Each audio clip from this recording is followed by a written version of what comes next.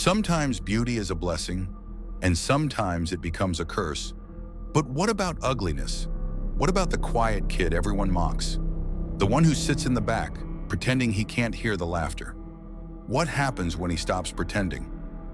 Tonight's story is not fiction. It happened in 1992, in the city of Amman. 7 young men, bright, social, loved, all dead within 1 week. And the killer?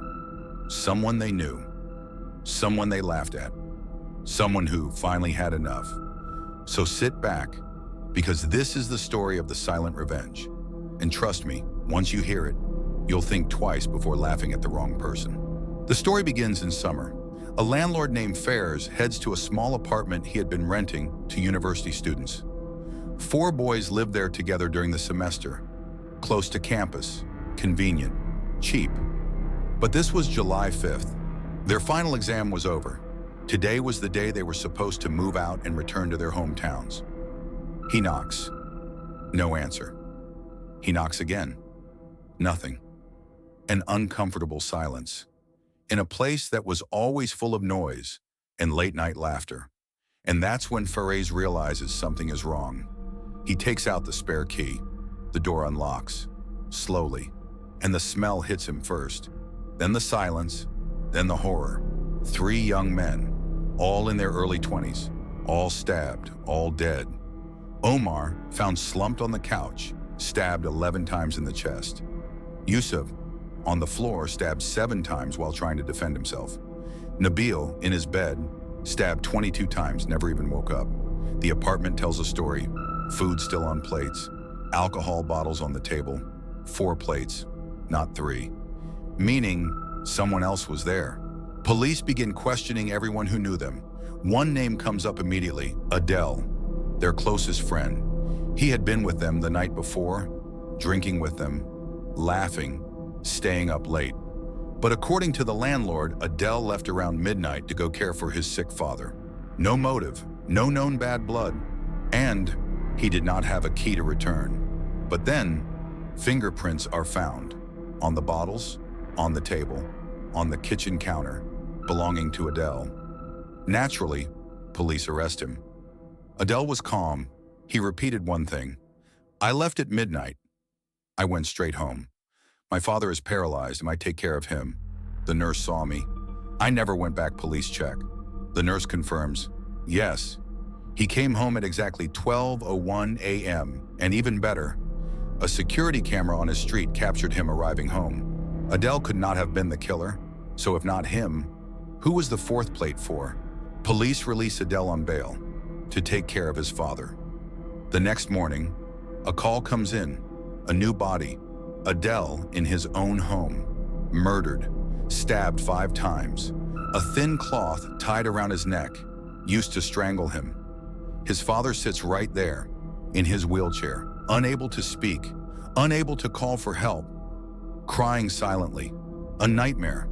But the killer left one mistake, a small piece of ripped plastic bag on the floor, the kind someone might tie over their shoes to hide footprints. And now investigators realize the killer is meticulous, angry, patient, and very close. Police check the street cameras. 2:58 a.m. A figure enters the street, face covered, hands gloved, walking with a noticeable limp in his right leg. And after 30 minutes, he leaves, running, panicked. So now we have a detail. The killer is someone with a limp. Police begin checking university records. They ask every student, do you know anyone who walks with a limp? Most say no. Some shrug, but one student remembers something. There was a guy, quiet, sat alone, didn't talk to anyone. He always walked with a slight limp. I think his name was Samir. Samir, a pharmacy student, always alone, always silent, always the target of jokes from the engineering group. He lived in a small apartment on the east side of the city. Police move. They don't kick the door.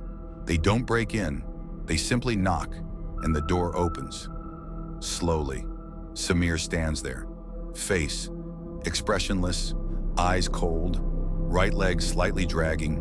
Behind him, on the table, A kitchen knife, washed, dried, placed neatly. He does not run. He does not deny. He does not look confused. He looks finished, and he whispers, "I'll tell you everything." He says, "I never wanted to be their friend. I wanted them to leave me alone." He explains, he had a congenital facial deformity and a limp since childhood. He grew up hearing laughter everywhere he walked. But in university, it got worse.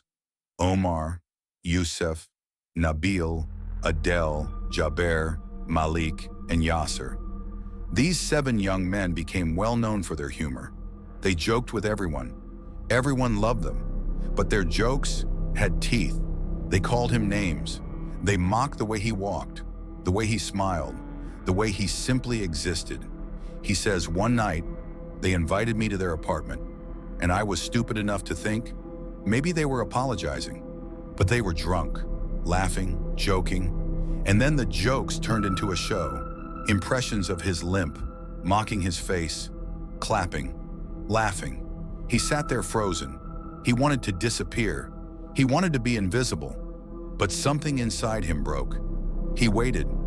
He waited until one went to the bathroom. One was passed out on the couch, one asleep in his bed. He walked to the kitchen, opened the drawer, took the knife, and the rest he described in chilling detail. Not shouting, not rage, just cold, silent, mechanical movements. 10 o'clock to 11:15. But what about the others? Why kill Adele later? Why kill Jaber, Malik, and finally Yasser? Listen to his words. When I left the apartment that night, I thought I would feel free, but I didn't. I felt unfinished. He was sure they would talk. They would laugh again. They would make him the villain. So he silenced them, one by one. Not out of anger, but out of closure. He says, after Yasser, I was ready to die. I waited for police, but they took too long. I would have ended it myself if the landlord hadn't reported me. Now pause, think. Do we justify what he did? 7 lives were taken, 7 families destroyed. But do we understand how a person reaches that point? Maybe. The truth is unsettling. A monster was not born here. A monster was created by jokes, by cruelty, by just messing around, by we didn't mean it, by it's just a laugh. Words cut deeper than knives. Sometimes they turn into one.